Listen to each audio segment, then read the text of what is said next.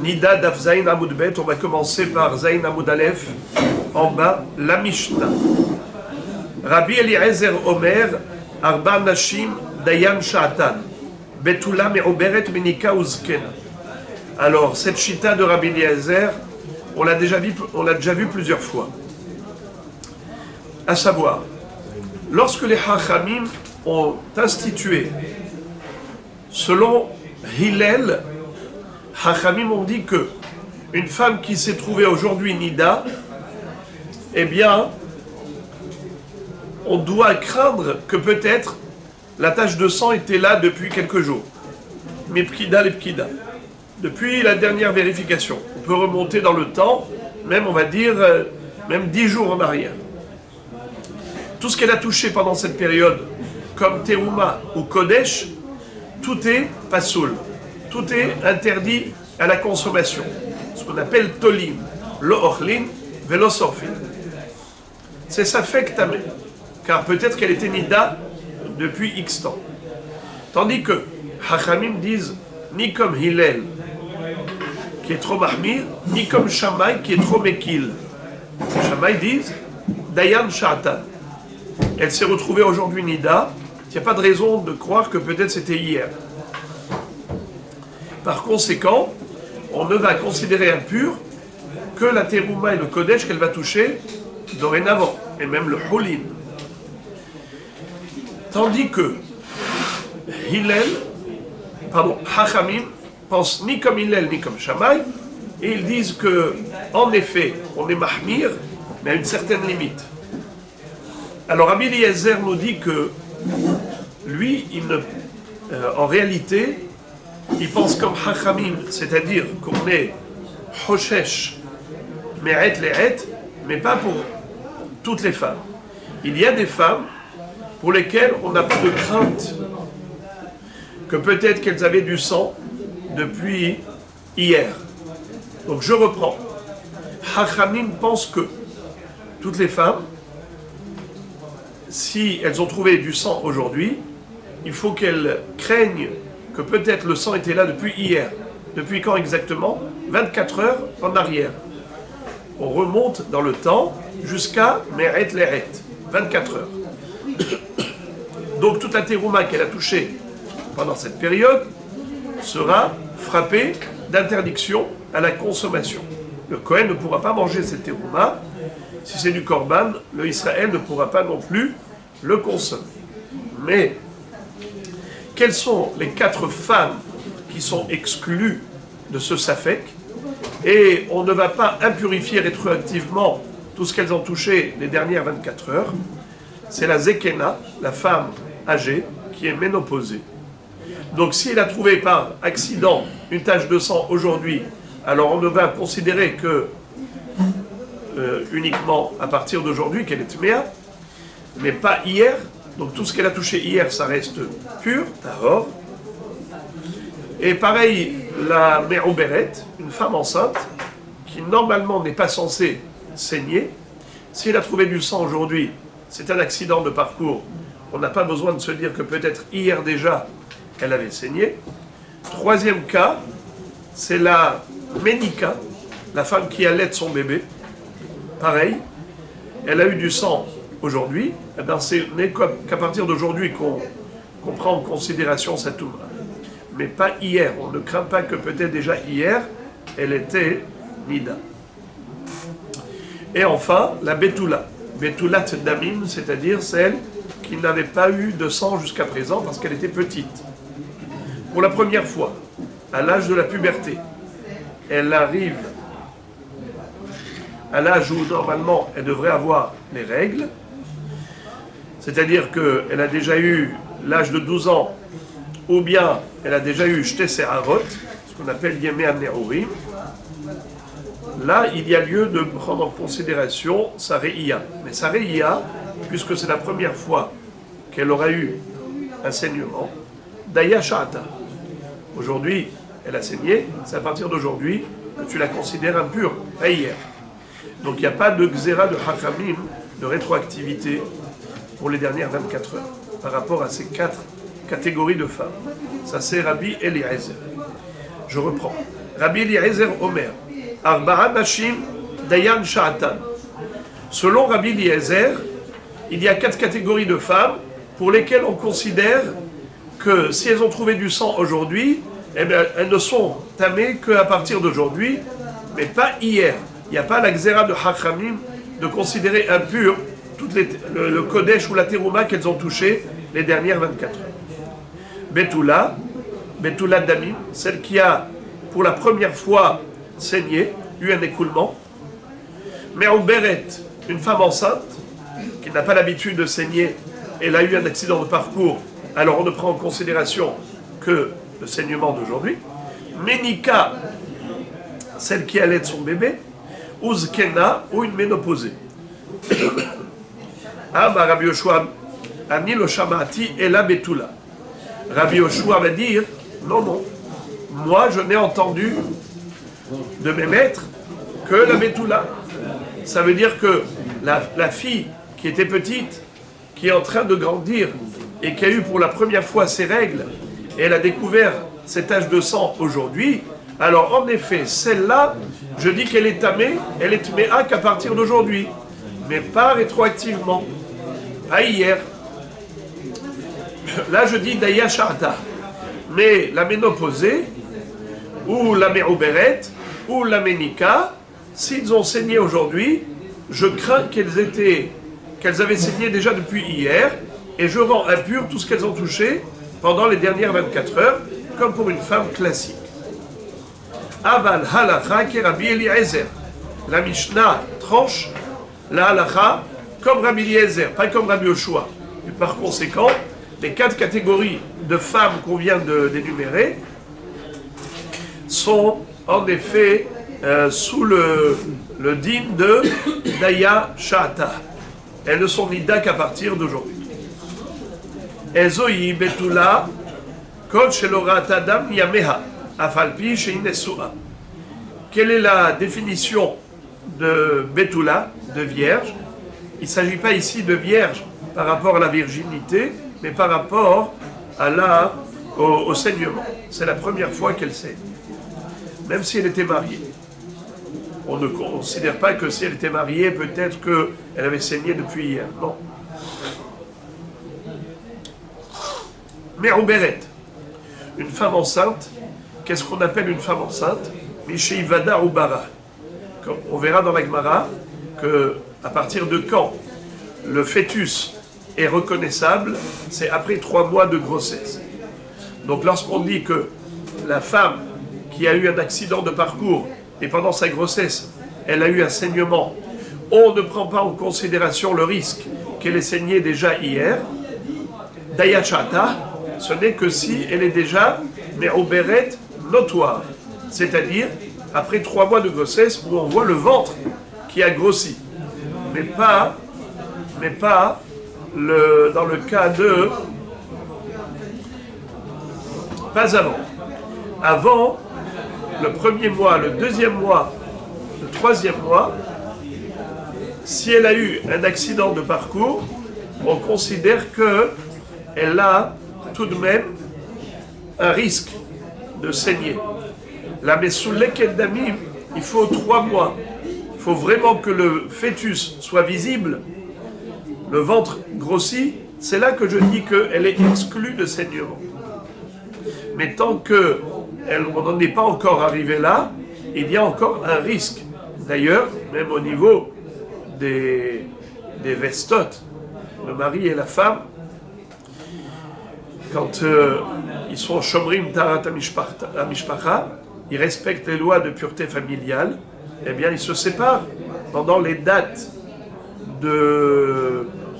d'hypothèse où il y a une possibilité qu'elle saigne, c'est-à-dire la date durant laquelle elle aurait dû saigner, et elle a eu un retard, eh bien le jour même, ils doivent se séparer, dans le sens où il ne faut pas qu'ils aient une relation le jour qui est propice au saignement, à ces règles, ce qu'on appelle V7.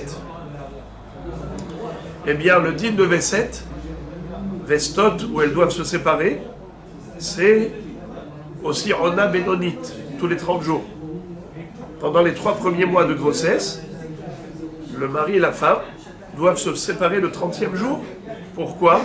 Même si elle est enceinte, car les 3 premiers mois de sa grossesse, elle n'est pas totalement exclue d'une éventualité de saignement. C'est pour ça que, si jamais elle a saigné, c'est comme une femme classique qui a saigné. C'est pas comme une femme enceinte. Une femme enceinte, elle est considérée Mesouleket Dami, elle est exclue du saignement. Naturellement, elle ne saigne pas, comme une ménopausée. Eh bien, ça, ce n'est valable qu'après 3 mois de grossesse. Une fois que le fœtus est visible, qu'elle a le gros ventre. Mais avant ça, les 3 premiers mois, si elle a eu un saignement, on ne considère pas ça comme un accident. On considère ça comme une nature. Et par conséquent, elle est dans le même cadre qu'une femme classique qui doit craindre que peut-être elle avait saigné déjà depuis hier. Et tout ce qu'elle a touché les dernières 24 heures, Meret Lehet est amené. Donc je relis. Me'oberet, Misheivada Obara. Menika, Hachetigmol et Bena. Menika, c'est jusqu'à ce qu'elle va arrêter d'allaiter son bébé. Mais on verra ensuite une mahloket. Natna et Bena le Menika. Gemalatu Omet, Rabbi Meir Omer, Metam'a Meret Lehet. La Hachamim Omrim, Daya Sha'ata. Quel est le din si la femme qui allait son bébé a arrêté d'allaiter parce que le bébé, soit elle a confié à une nourrice, soit, Hashem Yatzilenu, le bébé est mort, elle a arrêté d'allaiter. Alors, est-ce que, si jamais elle trouve une tache de sang, on va considérer qu'elle est comme une femme qui allaite, bien qu'elle n'allaite plus, ou pas? Eh bien, Rabbi Meir dit Metam'a meret lehet. Puisqu'elle a arrêté d'allaiter, si elle trouve une tache de sang, c'est comme une femme classique. Et donc, tout ce qu'elle a touché pendant les dernières 24 heures est tamé. C'est Rabbi Meir. Hachamim disent quelque chose d'incroyable. Daya Sha'ata. Elle est considérée comme exclue de saignement pendant 24 mois. Car la femme, suite à l'accouchement, elle a subi un traumatisme physique. Tout son corps a été traumatisé. Dans le sens où, on appelle ça Nitparku Evarea. Ses membres ont été disloqués. Et son métabolisme a été déséquilibré, déstabilisé, traumatisé. Elle ne retrouve pas le cycle normal jusqu'à que s'écoule 24 mois. Il faut 24 mois à une femme pour retrouver la santé et l'équilibre d'ordre physique qu'après 24 mois. C'est la raison pour laquelle, entre parenthèses, le Rav Ovadia Yosef cite le Maharsham qui dispense de jeûne, de Ta'anit, à part Kippour et Tish'a B'Av. Il dispense les femmes qui ont accouché de jeûne, même si elles n'allaitent pas leur bébé. Pourquoi? Son âme n'est pas apaisée jusqu'après 24 mois depuis l'accouchement. Elle est dans un état fragile. Nitparku Evarea. Alors, nous dit Rachamim, à tel point ça va loin, c'est que même si elle a arrêté d'allaiter parce que son bébé est mort ou qu'elle a confié à une nourrice, elle a eu une tache de sang, c'est un accident de parcours. Elle n'est pas censée avoir du sang. Quand est-ce qu'elle retrouve son cycle normal? C'est qu'après 24 mois. Si elle a eu pendant ces 24 mois des saignements, alors on dit que c'est un accident. Et donc Daya Sha'ata. Voilà pourquoi il n'y aura pas de xéra de Hachamim. Hachamim, ils ont fait une xéra sur une femme classique, pas pour une femme non classique. La Ménika, c'est pas que Ménika, mais Poal, pas seulement celle qui allait de manière concrète, même celle qui était censée allaiter, ça veut dire qui avait accouché et qui aurait dû normalement allaiter pendant ces 2 ans, elle n'a pas allaité. Malgré tout, son sang n'est pas censé couler normalement, c'est-à-dire avoir des règles régulières. Non. Et donc, si elle a eu quand même des règles, on considère ça comme étant une situation non classique, mais plutôt atypique. Donc, Daya Sha'ata. Zekena. Ezoi Zekena. Quelle est la définition de Zekena pour laquelle on dit Daya Sha'ata? Kol she'avru aleha shalosh onot samoch leziknata. Celle qui, pendant 3 périodes, n'a pas eu de sang à l'approche de l'âge de la vieillesse. C'est-à-dire une femme normale qui a eu du retard, une femme qui a l'âge de 30 ans, elle a eu du retard, elle n'a pas vu de sang, elle n'a pas eu de règles, 1 mois, 2 mois, 3 mois, 4 mois, 5 mois. C'est pas une ménopausée, c'est du retard. Et le jour où elle aura du sang, eh bien en effet, on devra considérer que les dernières 24 heures sont frappées du safek. Tout ce qu'elle a touché pendant les 24 heures, c'est safek tamé. La terouma et le kodesh, on mange un peu. Quand est-ce qu'on dit que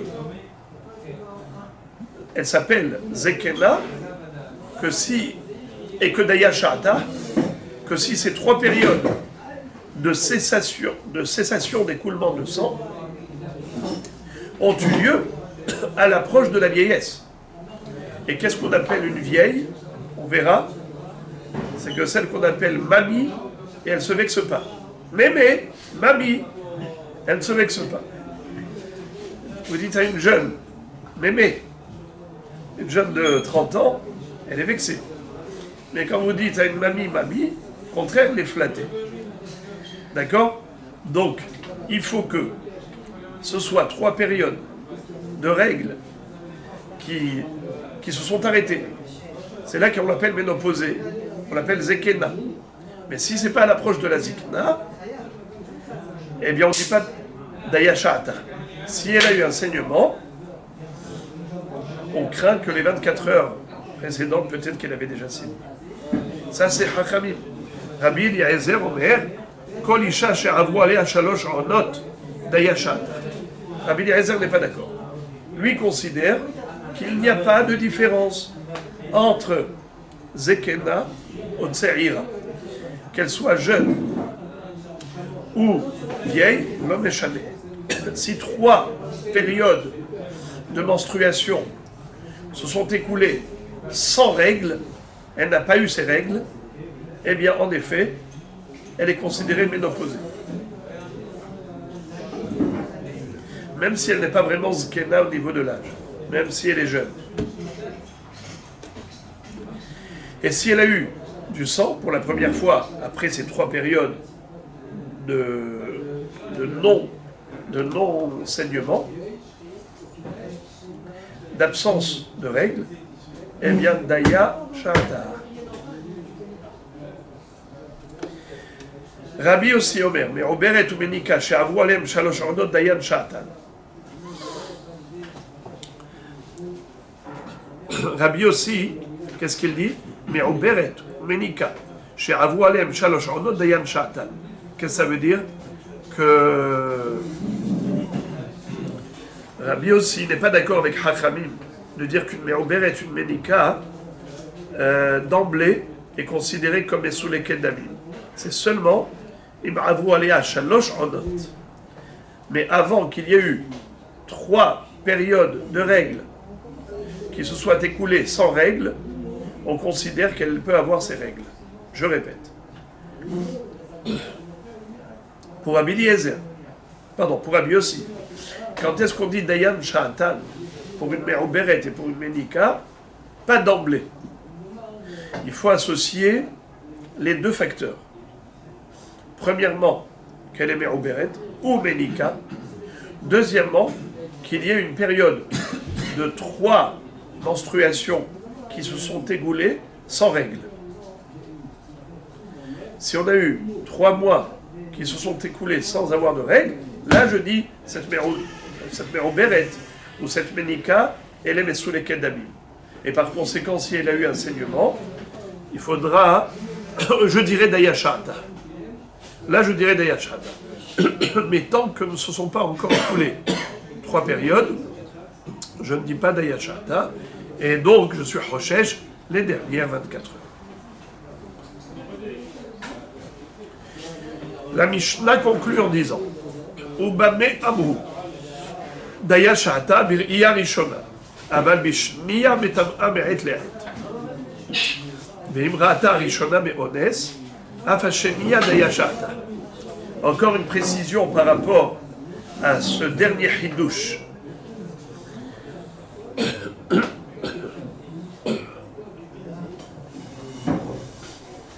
On a toujours dit que pour certaines femmes, Dayan Sha'ta, la Zekena, Me'uberet, Menika et Betulat Nabi.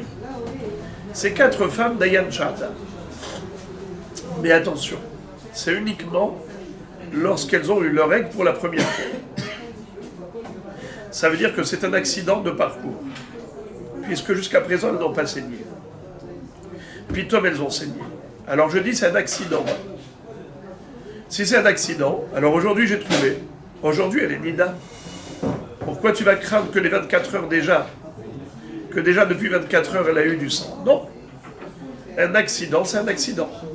Je ne dis pas que peut-être déjà depuis hier elle avait saigné, car elle n'était pas censée saigner. C'est seulement pour la première fois où je dis que c'est accidentel. Mais la deuxième fois, imaginons qu'un mois après, à nouveau, cette Me'uberet, ou cette Zekena, ou cette Menika, ou cette Betula, elle a eu à nouveau du sang. Alors qu'est-ce que je dis? Ça y est, le cycle est revenu. Donc ce n'est plus atypique, elle est devenue une femme classique. Et si c'est classique, il faut craindre que les 24 heures durant lesquelles elle a touché de la terouma ou du Kodesh, peut-être qu'elle avait déjà saigné. Fin de la Mishnah. Jusqu'ici, c'était facile. Là, on va commencer à travailler. Amarlo Tanya. Amarlo Rabbi Eliezer le Rabbi Yoshua. Ata lo shamata. Ani shamati. Ata lo shamata ela had. Va'ani shamati harbe. En omrim lemi shelo ra'a et ha-chodesh yavo v'ya'id. Ela lemi shera'ahu. Qu'est-ce que ça veut dire? La Gemara cite une baraïta qui dit que, en effet, le din de Arba'a Nashim, c'est une machloket. Selon Rabbi Yoshua, ça n'existe pas. Il n'y a que Betula. La petite qui n'avait jamais saigné auparavant, qui va saigner pour la première fois, lorsqu'elle a atteint l'âge de la puberté, c'est elle pour laquelle on va dire Daya Sha'ta. On ne craint pas qu'elle avait eu cet âge de sang auparavant. Mais pour d'autres femmes, même une ménopausée, ou une femme enceinte, merci beaucoup, ou une femme qui allaite son bébé, toutes ces femmes, si elles ont une tache de sang, on ne considère pas que c'est un accident de parcours, mais on dit plutôt que c'est quelque chose qui correspond à la nature de la femme. Et par conséquent, les 24 heures qui précèdent sont frappées d'interdiction lorsqu'elle a touché la terouma ou le korban. Rabbi Eliezer lui dit pas du tout. Les 4 femmes, Zekena, Me'uberet, Menika, Betula, les 4, c'est la même chose. Si elles ont eu un saignement, ce n'est pas normal. Ça sort du cadre naturel. C'est complètement atypique. Et par conséquent, Dayan Sha'ta. Et Rabbi Yoshua lui a dit Ni lo shamati et la Betula. Rabbi Eliezer dit à Rabbi Yoshua tu m'excuses, c'est ton problème. C'est comme si on disait à quelqu'un viens témoigner que tu as vu hier la lune apparaître, la néoménie. Est-ce que toi tu as perçu la lune au moment du Molad Alevana? Il va te dire non, je n'ai pas vu. Alors je vais dire c'est pas grave, viens témoigner tout de même. Viens témoigner que tu as vu. Il ne peut pas témoigner qu'il a vu s'il n'a pas vu. C'est normal. Mais un autre qui a vu, il a vu. Il y a 2 personnes. Il y en avait un qui était à l'intérieur, l'autre était sur la terrasse. Il y en a un qui a vu le Molad Alevana, l'autre n'a pas vu. En omrim le miché lo ra'a yavo v'ya'id. Et là, les miché ra'a. Moi, Rabbi Eliezer, shamati. Arba'a nashim. Toi, Rabbi Yoshua, shamata ahad. Ani shamati arbe. Alors, qu'est-ce que tu veux? Moi, je te dis que j'ai entendu de mes rabbanim que ces 4 femmes, Menika, Me'oberet, Zekena, Betula, les 4 Dayan Shatan. Relisons. Tania, Amarlo Rabbi Eliezer le Rabbi Yoshua. Ata lo shamata. Ani shamati. Ata lo shamata el ahad. Ani shamati harbe. En omrim le mishelo ra'a et ha-chodesh. Chodesh, c'est la lune, nouvelle. Yavo v'ya'id. Et là, les miché ra'aou. Kol yamav Rabbi Eliezer. Kol yamav shel Rabbi Eliezer. Ayu osim. Ke Rabbi Yoshua. Le ahar. Petirato shel Rabbi Eliezer. Ehzir Rabbi Yoshua. Et adavar li yoshno. Ke Rabbi Eliezer. Qu'est-ce que ça veut dire? Toute la vie de Rabbi Eliezer, Rabbi Yoshua a dit, on ne fera pas la halakha comme lui. Quand il est niftar, il a dit désormais, la halakha est comme Rabbi Eliezer. Quand il était vivant, Rabbi Eliezer, il a dit, non, il n'y a que la Betula, que Dayan Sha'ata. Rabbi Yoshua a dit, je ne ferai pas la halakha comme Rabbi Eliezer tant qu'il est vivant. Mais quand Rabbi Eliezer est décédé, Rabbi Yoshua a dit, il avait raison. La halakha est comme Rabbi Eliezer. C'est-à-dire, du vivant de Rabbi Eliezer, on ne disait Dayan Sha'ata que Betula, comme avait dit Rabbi Yoshua. Mais après qu'il est niftar, Rabbi Yoshua a dit, il avait raison. Les 4 femmes Dayan Sha'ata, Zekena, Menika, Me'oberet et Betula, ceux-là, s'ils ont trouvé du sang, Dayan Sha'ata, on n'est pas mahmir. Mais avant ça, il était mahmir. La Gemara explique pourquoi. Mais Hayav, Maïtamalo, de son vivant, pourquoi non? Mais si tu dis qu'il a raison, alors il a raison. Qu'est-ce que ça veut dire que de son vivant, tu lui fais de la peine comme ça, tu le chagrines, et après ça petira, tu lui donnes raison? Écoutez la réponse. Mishum de Rabbi Eliezer Shamutihu. Vesavar. I avdinan kamate behada, avdinan kamate beharaniyata. Ou mishum kevodo de Rabbi Eliezer lo matsinan machinan behu. לאחר פטירתו של רבי אליעזר דמצינו בחינן בהו, החזיר את הדבר ליושנו. Qu'est-ce que ça veut dire?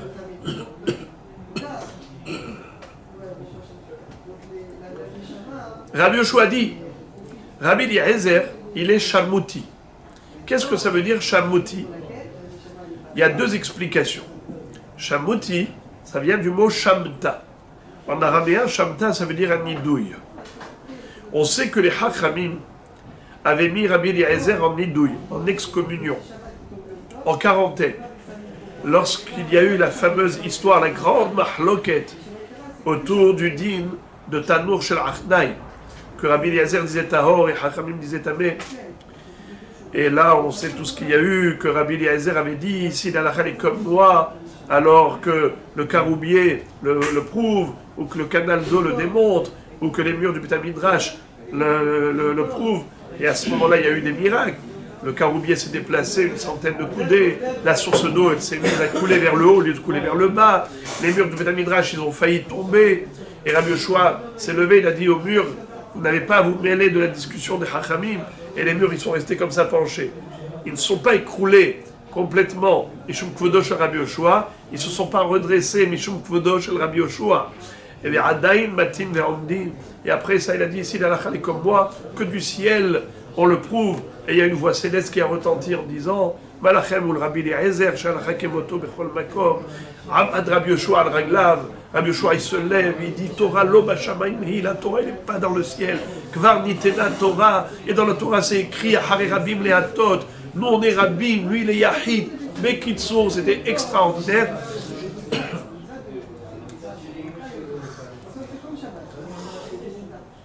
Et ils ont mis Rabbi Eliezer ben Nidouille. Et c'est pour cela que Rabbi Eliezer, Rabbi Yoshua dit de son vivant, comme il est en nidouille, alors on ne peut pas faire la halakha comme lui, de son vivant. Après sa mort, la halakha elle est comme lui. Tosfot et Tosfot Arosh disent, Mapitom, quel rapport? Quelqu'un qui est en nidouille, s'il a raison, il a raison. Comment est-ce qu'on peut dire que on ne va pas trancher la halakha comme quelqu'un parce qu'il est en nidouille? Mais si, au niveau intellectuel, il a raison, quel rapport le nidouille? C'est pour ça que Tosfot disent que Shamouti, ça ne veut pas dire Shamta, qui veut dire nidouille en araméen, mais ça vient du mot Shammai, Bet Shammai et Bet Hillel. Rabbi Eliezer était élève de Bet Shammai, Rabbi Yoshua de Bet Hillel, puisque Rabbi Eliezer il tenait ses halachot de Shammai, de Bet Shammai, et la halacha n'est pas comme Bet Shammai, la halacha est comme Bet Hillel. C'est pour cela que il a dit, c'est vrai que maintenant la halakha est comme lui. Mais au niveau de cette halakha, c'est comme Rabbi Eliezer.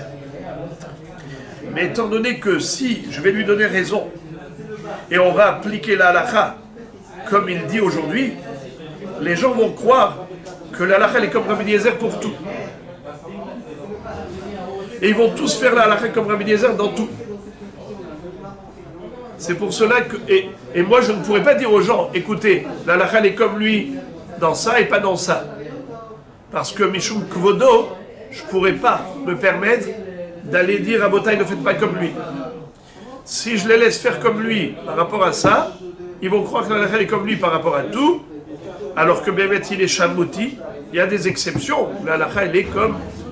parfois même comme Shammai. La halakha est comme Bet Shammai dans six endroits, par exemple. Regardez Tosfot, Masechet Sukkah Daf Gimel. Là-bas, on cite les 6 exceptions. En tout cas, si je vais dire que la halakha est comme lui, ils ne vont pas comprendre que c'est une exception, ils vont faire comme lui. Et je ne pourrais pas dire aux gens, ne faites pas. Mais maintenant qu'il est décédé, je dis aux gens, la halakha est comme lui, comme dans ça. Et si les gens vont se tromper, ils vont faire tout comme lui, je leur dis non, pas du tout, la halakha n'est pas comme lui. Et là, je ne vais pas lui manquer de respect, il n'est plus de ça. Comme il est déjà niftar, je ne vais pas lui manquer de respect. Alors répétons. Pourquoi de son vivant, Rabbi Eliezer, Rabbi Yoshua dit, la halakha n'est pas comme lui, c'est que Betula et pas les autres femmes. D'ailleurs, Sha'ata, c'est que pour Betula. Et après qu'il est niftar, il a dit, Dayan Sha'ata, c'est les 4 femmes. Zekena, Menika, Meroberet et Betula. Parce que il s'est dit, si je vais dire que la halakha est comme lui de son vivant, les gens ils vont faire comme lui, pas que dans cette halakha, dans tout. Et moi je ne pourrais pas leur dire ça oui, ça non. Mishum Kvodo chez le Rabbi Eliezer. Mais maintenant qu'il est niftar, je pourrais leur apprendre la différence entre cette halakha et cette halakha. Halakha est comme Rabbi Eliezer pour les 4 femmes, mais pas pour d'autres choses. Et pourquoi la halakha n'était pas comme lui? Parce qu'il était Shamouti. Et que ça veut dire Shamouti? Mahloket, Rashi et Tosfot. D'après Rashi, Shamouti, ça veut dire qu'il était Beshamta, Benidouille. D'après Tosfot, ce n'est pas une raison pour l'exclure de la halakha. D'après Tosfot, c'est Shamouti, c'est Kebet Shammai. Et puisque la halakha n'est pas comme Bet Shammai, voilà pourquoi la halakha n'était pas comme lui.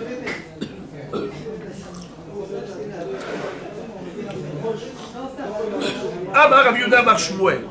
Halakha ki Rabbi Eliezer be'arba. Rabbi Yehuda dit au nom de Shmuel que la halakha est comme Rabbi Eliezer dans 4 domaines, dans 4 sujets. Hada Hade Amran. Premièrement, ce qu'on vient de dire. Veidar. Deuxièmement, Hamekasha. Hamekasha Kamatishpe. Vetehe Zava. Me'et le'et. Divrei Rabbi Eliezer. Pardon, j'ai mal lu. Hamekasha Kamatishpe. Vetehe Zava. Me'et le'et. Divrei Rabbi Eliezer. Ve'alacha kidvarav. Qu'est-ce que ça veut dire? Rabbi Yehuda dit au nom de Shmuel que dans 4 endroits, dans les Mishnayot, on retrouve que la halakha est comme Rabbi Eliezer. La première, mahloket entre Rabbi Eliezer et Rabbi Yoshua, et la halakha est comme Rabbi Eliezer, c'est dans ce cas de Arba'a Nashim Dayan Sha'atan. Rabbi Yoshua disait que Betula, Rabbi Eliezer disait Arba'a Nashim, et la halakha est comme qui? Comme Rabbi Eliezer qui a dit que les 4 catégories de femmes, Dayan Sha'atan. Betula, Menika, Meoberet et Zeker. Deuxième halakha, où on retrouve une mahloket entre les Hachamim et Rabbi Eliezer et la halakha comme Rabbi Eliezer. C'est quoi? C'est l'histoire de Yoledet Bezov. Qu'est-ce que ça veut dire Yoledet Bezov? Vous savez qu'une femme, lorsqu'elle a accouché, elle a un dîne de Yoledet. Quel est le dîne de Yoledet? Ça dépend. Si elle a donné naissance à un garçon, elle est tméa pendant 7 jours, et ensuite, elle va au mikvé. Et après cela, les 33 jours supplémentaires, même si elle saigne, elle est considérée comme Tehora les Baala. Elle est considérée comme Tehora les Baala. Elle n'a pas le droit de rentrer au Beth Amikdash, de manger du korban, mais ce sang-là n'est pas la rend pas nida. Ça s'appelle Dam Toha, du sang pur. Pour une fille, la naissance d'une fille, 14 jours, elle s'appelle Yoledet, et après ces 14 jours, elle va au mikvé, elle était Tehora les Baala pendant 66 jours. Même si elle saigne, pendant 66 jours, ça s'appelle Dam Toha. Et elle est permise à son mari. Mais elle ne peut pas rentrer au Beth Amikdash, elle ne peut pas manger des korban. De nos jours, j'ouvre une parenthèse, aucun rapport, j'ouvre une parenthèse, de nos jours, on ne fait plus ça. De nos jours, les Géonim ont été métaken qu'une femme qui saigne, même après 7 jours pour un garçon, même après 14 jours pour une fille, tant qu'elle saigne, elle est considérée nida. Et par conséquent, il faut attendre la cessation de saignement pour qu'elle aille au mikvé. Évidemment, après les vérifications nécessaires, Efsek Tahara, Mordachouk, les bédicôtes de chaque jour, les Shilraniki. Je ferme la parenthèse pour revenir à quoi? Le dîne de le sang de Yoledet, qui a le dîne de 7 jours de Tum'a et 33 jours de Dam Torah, c'est seulement si son saignement n'est qu'un saignement de Yoledet. Et parfois, ce saignement de Yoledet, il a commencé depuis quand? Déjà avant la naissance. Une femme qui a des contractions de douleur par rapport à l'accouchement, ça peut commencer même avant qu'elle accouche. Elle peut commencer à saigner. Ça peut arriver qu'elle saigne même avant l'accouchement. Et imaginons qu'elle ait saigné pendant 3 jours avant l'accouchement. Eh bien, ce sang-là, comment il s'appelle? Du sang de Yoledet. Elle a saigné, elle avait mal, des douleurs et tout ça. Et voilà qu'elle accouche. Tout ce sang, je l'attribue à quoi? À l'accouchement. Donc elle s'appelle Yoledet. Mais il y a un saignement qui s'appelle Ziva. C'est quoi Zava? C'est quoi Nida? Là, je rentre dans des détails peu connus. La halakha est comme ça.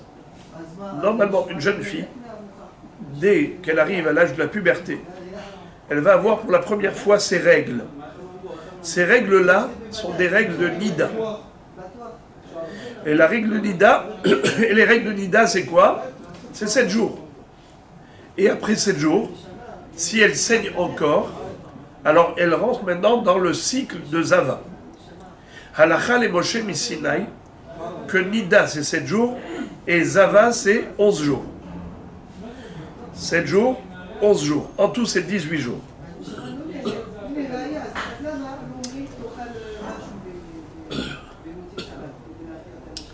C'est-à-dire, écoutez le dîne de Nida, écoutez le dîne de Zava. Je vais vous dire pourquoi c'est compliqué. Vous savez pourquoi c'est compliqué? Parce que de nos jours, on n'applique pas ça du tout. Aujourd'hui, la halakha est que n'importe quelle femme qui à n'importe quel moment a une tache de sang, elle doit se considérer comme Zava Gdola. Et quel est le dîne de Zava Gdola? C'est qu'elle doit être Soferet Shiv'an Ekiim. Shiva Nekim, c'est-à-dire qu'après la cessation de saignement, il faut qu'elle fasse Efsek Tahara et qu'elle ait 7 jours propres. 7 jours où elle fait des bdikot pour être sûre qu'il n'y a pas une tache de sang pendant les 7 jours. Shiva Nekim, 7 jours propres.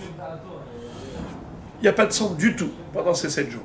Et c'est là qu'elle va pouvoir ensuite aller au mikvé, le 7e jour. Ça veut dire que Benot Israël et Hamiru al-Atzman liyot yoshvot shiv'a nekim al tipat dam afilo kehardal. Ça veut dire que les Benot Israël, elles ont pris sur elles de ne plus rentrer dans les calculs de Nida et de Zava. Pour elles, chaque tache de sang la rend comme Zava Gdola. Mais ça, c'est au niveau de la pratique. Maintenant, je vous invite à réfléchir à la théorie, même si ce n'est pas dans l'application de nos jours, mais la théorie. C'est quoi? Il y a une période de Zava, pardon, une période de Nida, ensuite une période de Zava, et même dans Zava, il y a Zava Ktana et Zava Gdola. Le din de Nida, c'est quoi? C'est que pendant 7 jours de Nida, même si elle a saigné tous les jours, pendant 7 jours, si elle s'est arrêtée de saigner le 7e jour, elle fait une bédika avant la shkia, avant le coucher du soleil, pour s'assurer qu'il y a eu cessation de saignement, et le soir même, elle va au mikvé. Elle ne compte pas Shiv'a Nekim. Elle n'a eu que 7 jours de saignement, qui se sont arrêtés le 7e jour au milieu de la journée. Avant le coucher du soleil, elle fait une bédika, et le soir même, elle va au mikvé. Elle était au ras à son mari. Ça, c'est le din de Nida. Si maintenant, après cette période de 7 jours, elle a eu des saignements, si c'est que 1 jour ou 2 jours, elle s'appelle Zava Ktana. Petite Zava. Quel est le din de Zava Ktana? Shomeret Yom Keneged Yom. Ça veut dire quoi? Qu'il suffit qu'elle ait 1 jour propre. Elle fait le Hefsek Tahara à la fin du saignement, avant le coucher du soleil. Si elle voit qu'elle est pure, alors elle compte 1 jour de pureté. Depuis la shkira du jour même, jusqu'au lendemain soir. 1 jour de pureté, ça s'appelle Shomeret Yom, Keneged Yom, et elle va au mikvé, elle est théora. Le soir même. On ne connaît pas ça. Parce qu'on n'applique jamais ça, de nos jours. 3e cas de figure, c'est la femme qui a eu un saignement de 3 jours d'affilée. 3 jours consécutifs.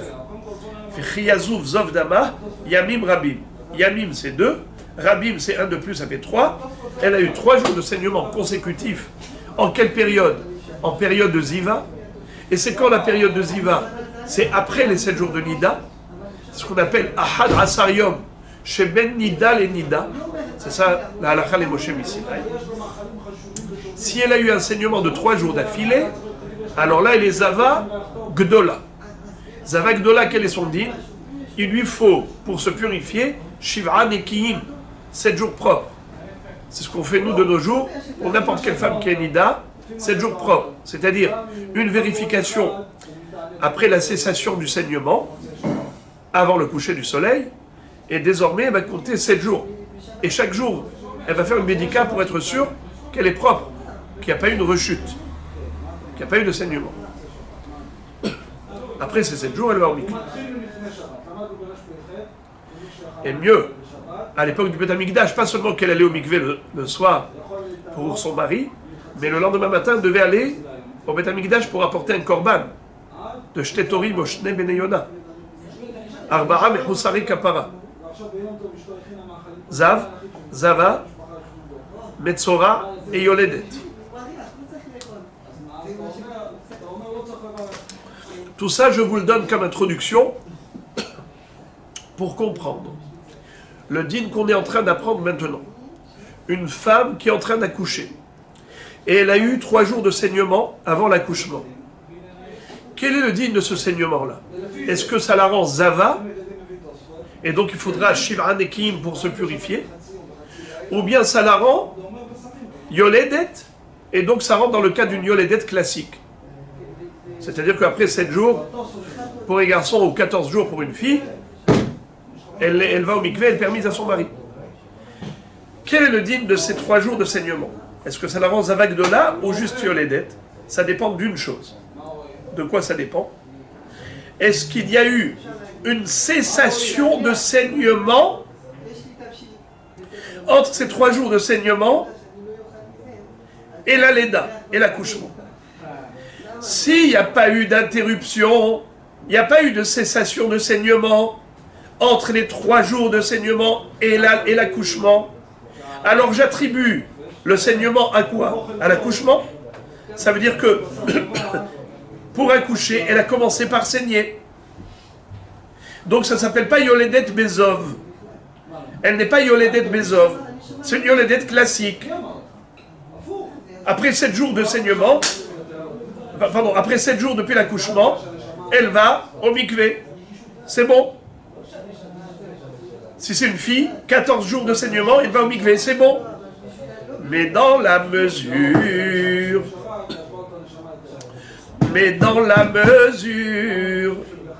où il y a une interruption entre les 3 jours de saignement vers la fin de grossesse, c'est-à-dire qu'elle a saigné 3 jours et elle s'est arrêtée de saigner pendant 24 heures et ensuite elle a accouché. Alors je dis, le saignement qu'elle a eu en fin de grossesse n'a rien à voir avec l'accouchement. C'est 3 jours de saignement de Ziva. C'est une Zava Gdola. Et après ça, elle a accouché, elle était Yoledet. Mais Yoledet Bezov. Elle est aussi Yoledet, elle est aussi Zava. Donc après avoir compté les 7 jours d'impureté pour un garçon ou 14 jours pour une fille, il faut aussi 7 jours de Shivra Nekiyim pour la Zava. Parce qu'elle était Zava. Alors il faut comptabiliser. Il faut prendre en considération les 2 situations. Le statut de Yoledet et le statut de Zava Gdola. Comment tu peux savoir si elle n'a qu'un seul statut ou un double statut? Ça dépend d'une chose. Est-ce que le saignement de 3 jours d'affilée qu'elle a eu à la fin de grossesse a été suivi immédiatement de l'accouchement ou pas? S'il y a eu une interruption, eh bien c'est que elle était d'abord Zava, ensuite Yoledet. Combien de temps il faut qu'elle dure l'interruption? Qu'est-ce que j'ai dit? Mais arrête 24 heures. Bravo. C'est une mahloket. Entre Rabbi Eliezer et Rabbi Yoshua. Combien de temps d'interruption? Selon Rabbi Eliezer, c'est Meret Le'et. Mais selon Rabbi Yoshua, c'est Yom Valaila. Yom Valaila, c'est-à-dire Vayi Erev, Vayi Boker, Yom Echad. Il faut 24, pas seulement 24 heures, Meret Le'et, mais il faut un jour plein d'interruption. Nuit et jour. Avant qu'elle n'accouche. Il faut qu'avant qu'elle n'accouche, qu'il y ait eu une interruption de 24 heures dans l'ordre de Vayi Erev, Vayi Boker. Vous savez que c'était le problème de Heta Egel. Vayi Erev, Vayi Boker, Yom Echad. C'est quoi Vayi Erev, Vayi Boker, Yom Echad? Il faut une nuit et un jour. Là, vous avez une journée entière. Une journée entière, c'est composé de nuit et jour. Ok? Shabbat. Ça dure combien de temps? Hein? Pourquoi? Parce qu'on a un safek. La shkira. Mais si on n'avait pas de safek, safek yom, safek laïla. 24 heures. Akshborou qui n'a pas de safek, c'est 24 heures. Mais Kitsour, nous avons ici une journée entière. Pour Rabbi Yoshua, il faut que ce soit une journée entière dans l'ordre. Pour Rabbi Eliezer, ça suffit 24 heures à partir du moment où elle a cessé de saigner. Dès qu'elle a accouché après, tu dis, elle était Zava. Le saignement d'avant, c'était qu'elle était Zava. J'ai pas compris, qu'est-ce que ça change? Eh bien, c'est très simple. Pourquoi deux interprétations des 24 heures? Parce que les 24 heures, est-ce qu'il faut qu'ils soient dans l'ordre de la nature? C'est-à-dire un jour entier. Il faut qu'il y ait un jour, mais un jour naturel. C'est-à-dire la nuit et le jour. C'est quoi un jour naturel? C'est comme Shabbat. Ça, c'est un jour. Ou bien non, c'est pas une question d'un jour. C'est une question de nombre d'heures qui constitue un jour. Combien d'heures constitue un jour? 24 heures. Alors ça s'appelle Meret Lehet. Donc si depuis 24 heures elle n'a pas eu de sang, ça y est, elle est Zava. Entre la cessation du saignement et l'accouchement, il y a eu 24 heures. Par exemple, à midi, elle a cessé de saigner. Le lendemain midi, elle a accouché. Bien, il y a eu 24 heures d'écart. Donc le saignement d'avant, c'est quoi? C'est Zava. Elle aura le statut de Zava et de Yoledet. Ça s'est arrêté. Puisque ça s'est arrêté 24 heures. Mais pour Rabbi Yoshua, non. Pour Rabbi Yoshua, ça ne s'appelle pas que ça s'est arrêté. Pourquoi? Parce que ça ne s'est pas arrêté 24 heures dans l'ordre de Erev et Boker. Il faut qu'elle accouche Motsae à la fin. Ça veut dire qu'il y a eu une cessation, par exemple, de 30 heures. Pourquoi? Entre midi et le soir, et ensuite du soir au soir, et elle a accouché le soir. Là, tu auras eu 24 heures de cessation, mais dans l'ordre d'une journée. Vous avez compris ce que j'ai dit? Je répète. Vous avez compris ou je répète? Le fait que ça s'est arrêté, pourquoi quand après elle a accouché, elle a dit le statut? Ça s'est arrêté. Pourquoi le Justement, parce que le sang s'est arrêté de saigner, qu'elle a un double statut. Pourquoi? Parce que si elle a saigné 3 jours d'affilée dans une période de Ziva, comment elle s'appelle normalement? Zava. Zava Gdola. Eh bien, on dit que c'est ce qui s'est passé. En fin de grossesse, elle a saigné, mais elle n'a pas saigné par rapport à l'accouchement. Elle a saigné par rapport à la Ziva. La preuve, c'est qu'elle s'est arrêtée de saigner. Et elle a accouché quand? Après les 24 heures. Ça veut dire que l'accouchement n'a rien à voir avec le saignement.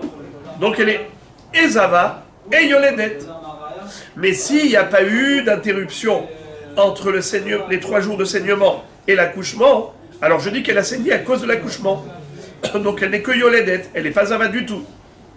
Bien qu'elle ait eu 3 jours de saignement, mais ce n'est pas un saignement que j'attribue à la Ziva, c'est un saignement que j'attribue à la Leda. Alors elle s'appelle Yoledet. Elle n'aura pas besoin d'attendre Shiran et Kiyim pour aller au mikvé à nouveau. Pour aller au mikvé. Alors maintenant, regardez ça. La mahloket entre Rabbi Eliezer et Rabbi Yoshua, c'est que Rabbi Eliezer il est cool, il dit 24 heures de cessation, pas qu'il est cool, au contraire il est mahmir. 24 heures de cessation, et déjà je dis qu'elle est Zava. Rabbi Yoshua dit non. Pour dire qu'elle est Zava, il faut qu'il y ait une cessation de 24 heures dans l'ordre de Vaï Erev Vaï Boker. C'est-à-dire il faut 24 heures plein d'une journée entière. Donc par exemple, si elle a cessé de saigner à midi et qu'elle a accouché le lendemain midi, pour Rabbi Eliezer, ça s'appelle interruption de 24 heures, Meret Lehet. Donc elle est à la fois Zava et à la fois Yoledet. Pour Rabbi Yoshua, non. Il dit il n'y a pas eu suffisamment d'interruption. Tu veux dire que vraiment il y a eu interruption, il faut que ce soit Vaï Erev Vaï Boker. Compte les 24 heures depuis la nuit. Elle a arrêté de saigner à midi, tu ne peux pas compter à partir de midi. Tu compteras à partir du soir.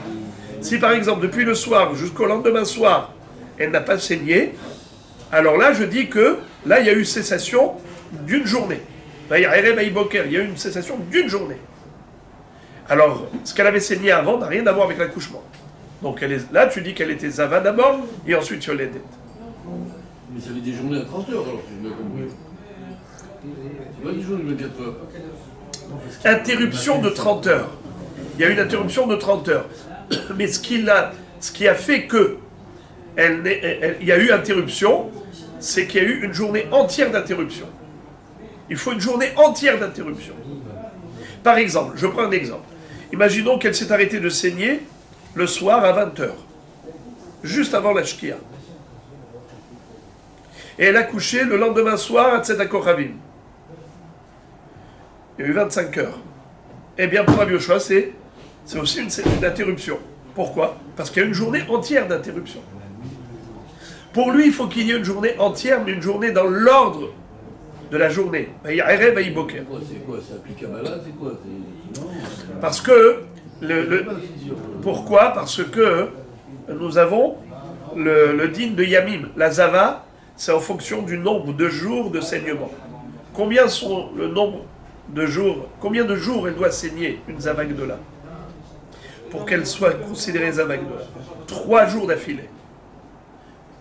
Dimanche, lundi, mardi. D'accord? Ou mardi, mercredi, il faut 3 jours d'affilée.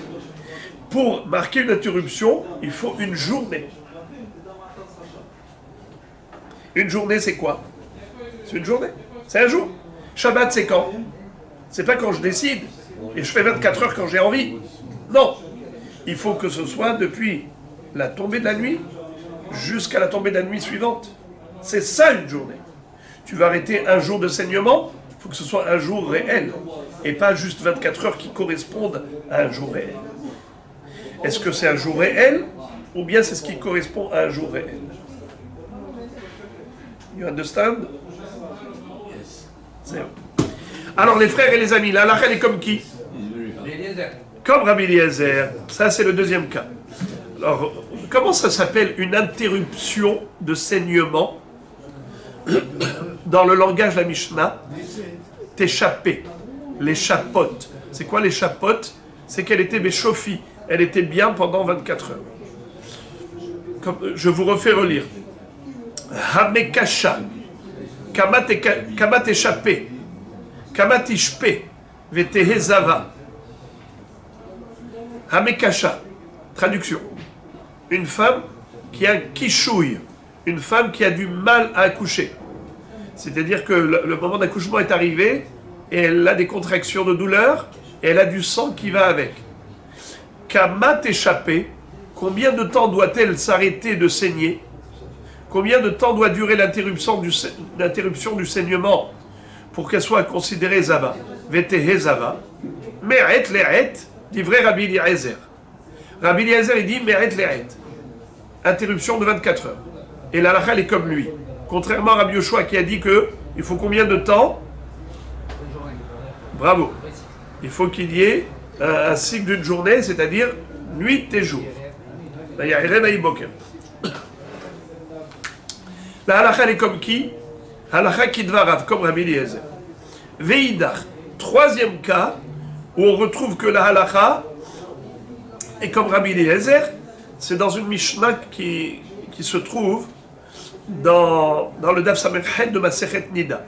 Azav et Azava shebatku atzman, Yom Rishon, umatz'u tahor, Yom Shevi'i umatz'u tahor, ush'ar hayamim lo batku, Rabbi Eliezer Omer, hare elu behezkat tahara. Rabbi Yoshua Omer, en lahem ela Yom Rishon ve Yom Shevi'i bilvad. Rabbi Akiva Omer, en lahem ela Yom Shevi'i bilvad. Vetanya Rabbi Shimon, mais Rabbi Yossi Omrim, il dit vrai Rabbi Eliezer, mais il dit vrai Rabbi Yoshua, mais il dit vrai Rabbi Akiva, mais il dit vrai Kulan. Aval halakha ki Rabbi Eliezer.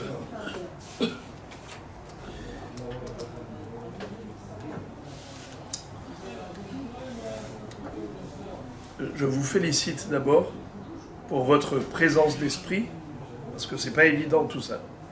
C'est beaucoup de choses assez abstraites et il faut quand même se les imaginer, se les illustrer. C'est saignant.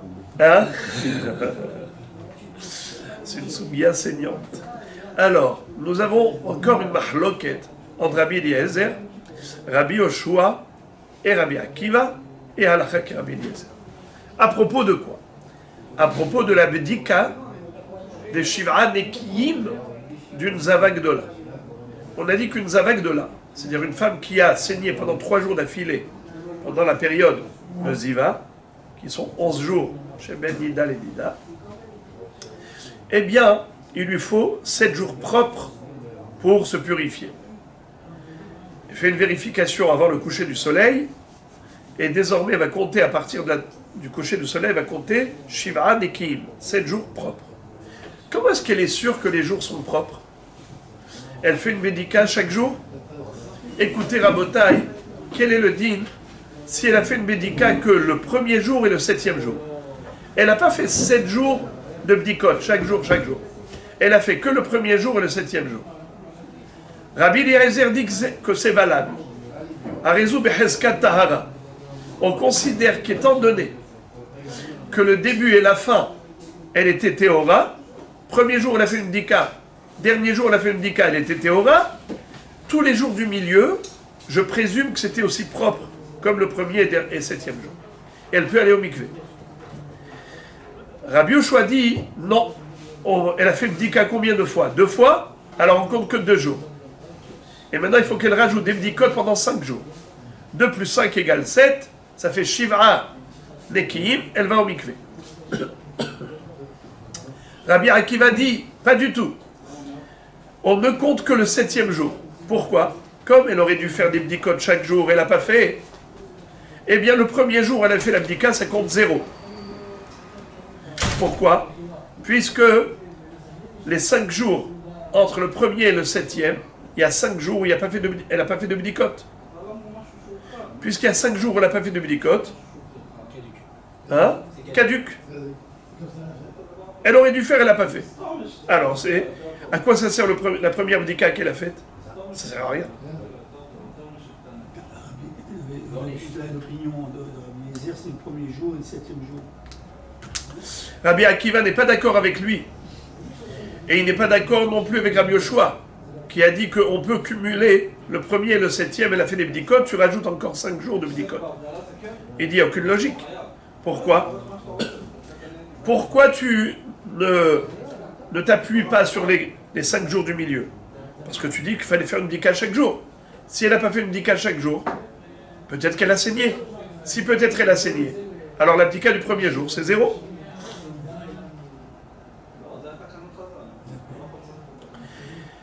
Alors tu ne peux prendre en considération que l'abdika du 7e jour. L'abdika du 7e jour, en fait, est considéré comme un jour propre, et tu rajoutes là-dessus encore 6. Pendant 6 jours supplémentaires, elle devra faire des bdikot. 1 plus 6 égale 7. Alors, maintenant, concrètement, selon Rabbi Eliezer, elle peut aller au mikvé quand? Le 7e jour, bien qu'elle ait fait une bdika le premier jour et le 7e jour, 7e jour, elle va au mikvé. Pour Rabbi Yoshua, elle va quand au mikvé? Le lendemain, pardon. Pour Rabbi Yoshua, elle ira que dans 5 jours après. 5 jours. 1 et 7, ça fait 2. 2 plus 5, ça fera 7. Elle fera encore 5 jours de bdikot, et elle ira au mikvé. C'est-à-dire 5 jours après le 7e jour. Ça fait 12 jours. Bravo. Bravo. Razak. 13 jours. 13 jours. 7 plus 5 égale 13. Égale 12, pardon, qu'est-ce que je dis comme une bêtise? Je suis fatigué. 5 plus 7 égale 12. 12 jours. Rabbi Akiva, qu'est-ce qu'il dit? 7 plus 6 égale 13. Elle ira le 13e jour au mikvé. Pourquoi? Parce que tu ne peux compter que le 7e jour comme un vrai jour de bdika. Tu rajoutes 6. Et ça, c'est pour la Zava. Hein? Ça, c'est pour la Zava. C'est pas pour la Nida. Pour la Zavak de là. On peut dire aussi pour la Nida, alors. Nida, on avait dit que même si elle saignait tous les jours, le 7e jour, elle peut aller au mikvé. Si elle a arrêté de saigner avant la shkia. Le dîme de la Torah. J'ai peur d'en parler et de répéter le sujet que les gens vont croire qu'on applique comme ça la halakha aujourd'hui. De nos jours, on n'applique pas ça du tout. La Nida, même si elle saigne chaque jour, le 7e jour, elle peut aller au mikvé. La Zava, il faut 7 jours de propreté. Nous, aujourd'hui, même la Nida, on la considère Zava. Même un Ketem. Alors, maintenant, Rabota, écoutez bien. Écoutez bien. La halakha, selon Rabbi Eliezer, c'est qu'après 7 jours, elle part au mikvé. Après, selon Rabbi Yoshua, après 12 jours, parce qu'il faut des bdikot, c'est 2 plus 5. Pour Rabbi Akiva, c'est 1 plus 6.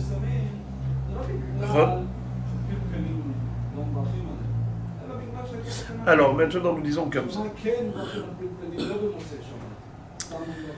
Rabbi Shimon, Rabbi aussi disait, Rabbi Eliezer, il est plus logique que Rabbi Yoshua. Pourquoi? Parce que Rabbi Yoshua dit 2 plus 5. Il n'y a pas de logique. Pourquoi? Parce que si tu dis que tu ne prends pas en considération les 5 jours intermédiaires, parce qu'elle n'a pas fait de bdika, ça veut dire que tu crains qu'elle a une réia à ce moment-là. Alors pourquoi tu prends en considération le 7e jour, le premier jour? Le premier jour, tu ne devrais pas le compter. J'ouvre une parenthèse. Bémet, Rabbi Yoshua, il est d'accord avec Rabbi Eliezer que Minatora Rabbi Eliezer a raison.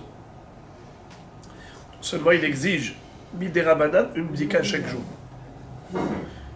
Il est d'accord que Minatora, premier jour et 7e jour, c'est suffisant. Pourquoi est-ce qu'il exige des bdikot tous les jours? C'est Miderabanan. C'est pour ça qu'il dit, elle a quand même fait une bdika premier jour et 7e jour. Miderabanan, on peut comptabiliser ces 2 jours.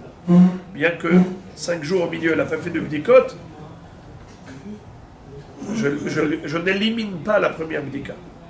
Je la prends en considération, je la calcule. C'est pour ça qu'il dit 7 plus 5.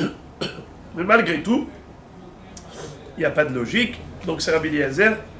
La logique de Rabbi Eliezer est plus forte que celle-là. Mais la logique de Rabbi Akiva, elle est encore plus forte que toutes. C'est comme ça qu'ils disent. Védivré Rabbi Akiva, ce qu'il dit, il a plus raison que les autres. Pourquoi? Parce que lui, il dit, qu'est-ce que ça veut dire ça, 2 plus 5? Ben, pitom. Si j'exige des bdikot, lui, il exige des bdikot tous les jours, Minatora. Pas seulement Miderabanan. Lui, il exige des bdikot tous les jours, Minatora. Et puisqu'il exige Minatora des bdikot tous les jours, c'est la raison pour laquelle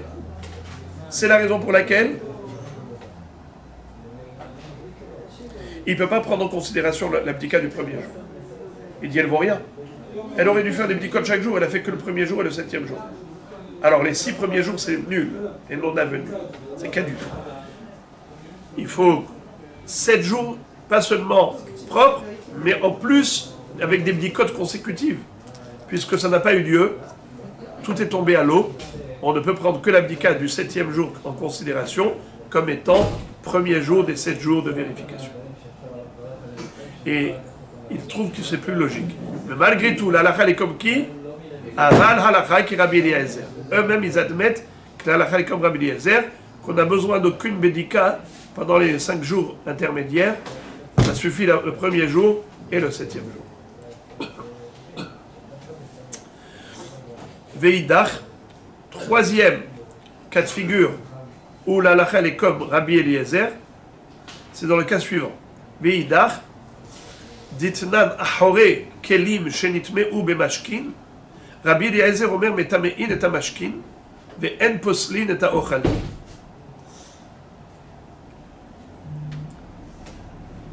מטמאין את המשכין ואפילו דחולין, ואין פוסלין את האוכלין ואפילו דתרומה.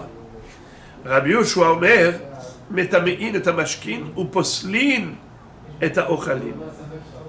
אמר רבי יהושע קל וחומר, ומה טבול יום, שאין לו מטמא משקי חולין, פוסל אוכלי תרומה, אחורי כלים, שמטמא משכין חולין, אין עוד דין שפוסל אוכלי תרומה, ורבי אליעזר, אחורי כלים מדרבנן, טבול יום מדורייתא, ורבנן מדורייתא לא עבדינן קל וחומר.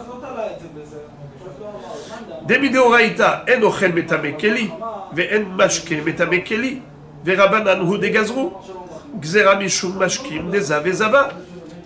משקים דעלולין לקבל טומאה, גזרו בהו רבנן. אוכלים דאינן עלולין לקבל טומאה, לא גזרו בהו רבנן.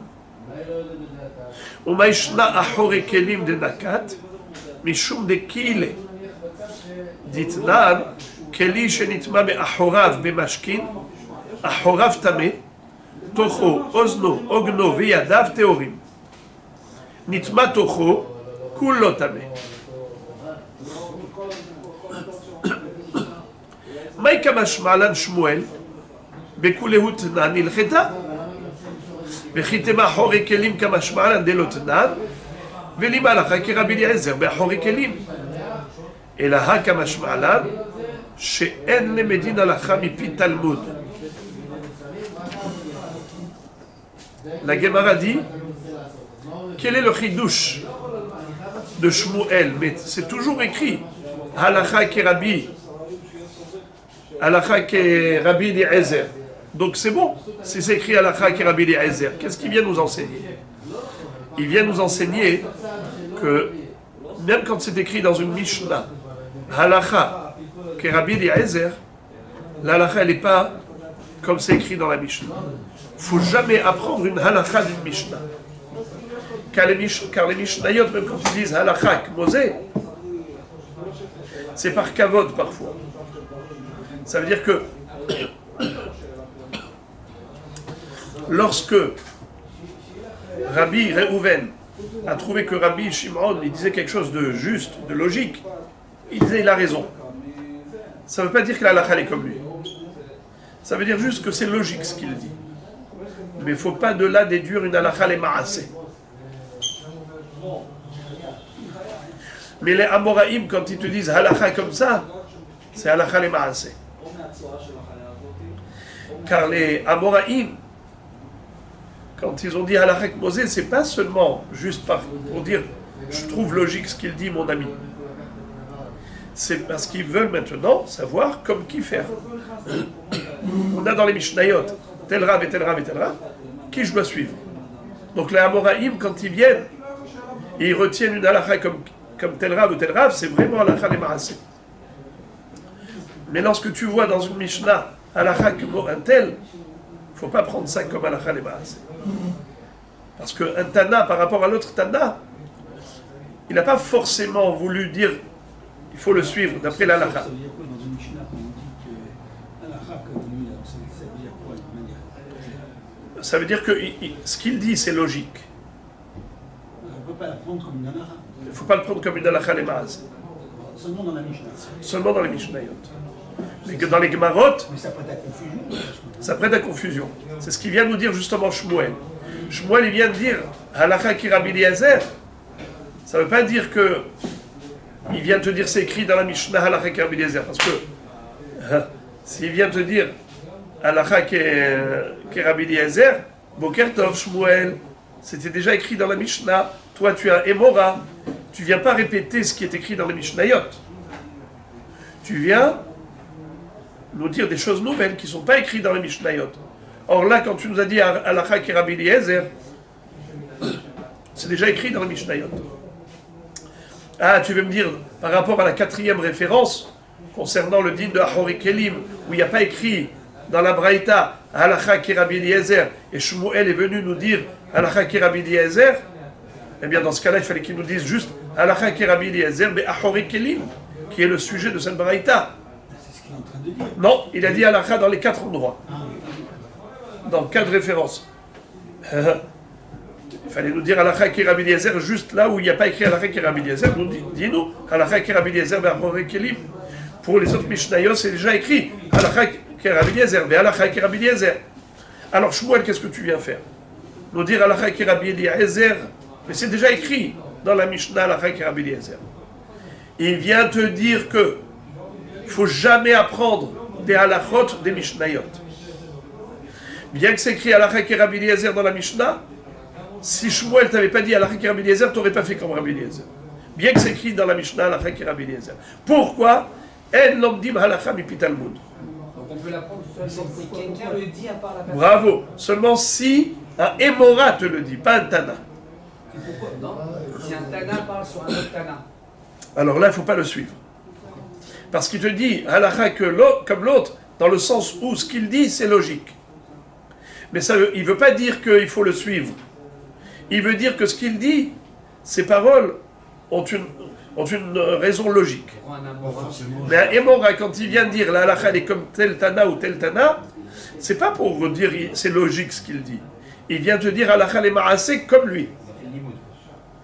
Donc, au niveau des Tanaïm, quand ils disent halakha comme l'autre, c'est dans le sens où ce qu'il dit c'est logique, mais pas forcément pour dire qu'il faut le suivre halakhiquement parlant.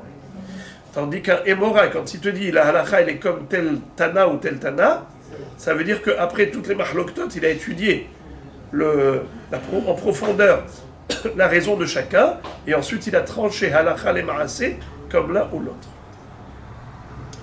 Donc c'est pour ça que Shmuel, en fait, il est venu te dire, la halakha est comme Rabbi Eliezer.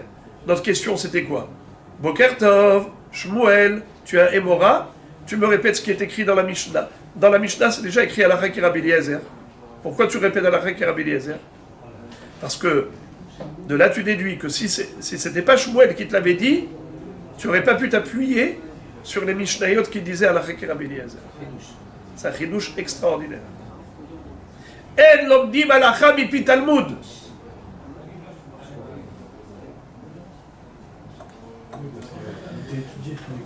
Boker Tov, les amis.